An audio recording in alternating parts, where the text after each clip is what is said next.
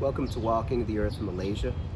Today we are on the island of Penang in the city of Georgetown at a Thai Buddhist monastic and temple compound, a Wat.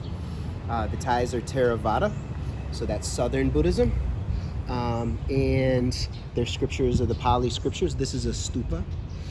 This compound was founded in 1900 and it shows Chinese influence.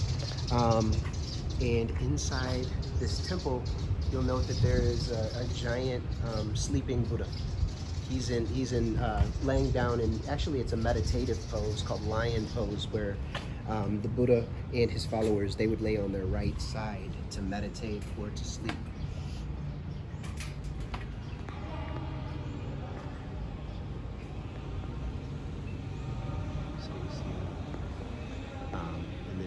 You'll note some gold monks in the front, which may be arhats, or they might be historic monks that lived here and taught here. So the devotees have left offerings of light and flowers.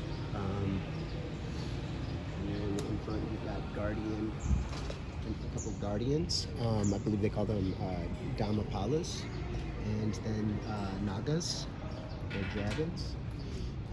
And then there are a number of shrines around the monastic compound and stupas.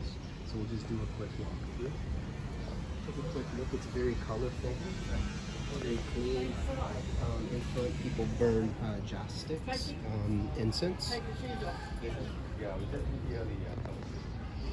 Here's a hybridic being here. Part bird, part woman. It's interesting. The high rises around here. We're kind of right at the border of, this is like kind of the outskirts of Georgetown, the suburbs. So this would have been more rural and wooded, I believe, when it was first started in 1900. So you got a number of shrines. He's sitting in Bodhisattva pose. I believe that's a depiction of Vishnu, if I'm remembering correctly. Like I said, they're Theravada, but the Thais, like many of the Theravada through South and Southeast Asia, still were influenced by their environment, and so there would be certain South Asian deities that would be depicted in some of their iconography and their statuary. I don't know about the popular belief. I know that in some of the so-called Hindu beliefs, among, say, the Vaishnavites, they tend to believe that the Buddha is an incarnation of Vishnu, which also includes Rama and Krishna. Some Buddhists may believe, and you can let me know in the comments, they may believe that Vishnu and Krishna and Rama are actually previous lives of the Buddha. I believe that in some of there's like a Buddhist version of the Bhagavad Gita from ancient times, where Rama is depicted as is in the Jataka tales, if I'm remembering correctly, as being a previous life of Siddhartha Gautama. So yeah, please let us know. Like I'm not as knowledgeable as I would like to be. It's a moderate spray day. There's a number of high rises around here. We've got the typical gate, the entry gate at the front that you'll see throughout South and Southeast Asia in monastic compounds. There are quite a few shrines right around here.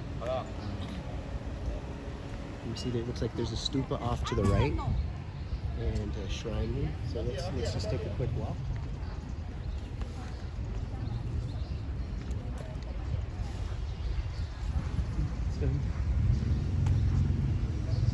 Alright.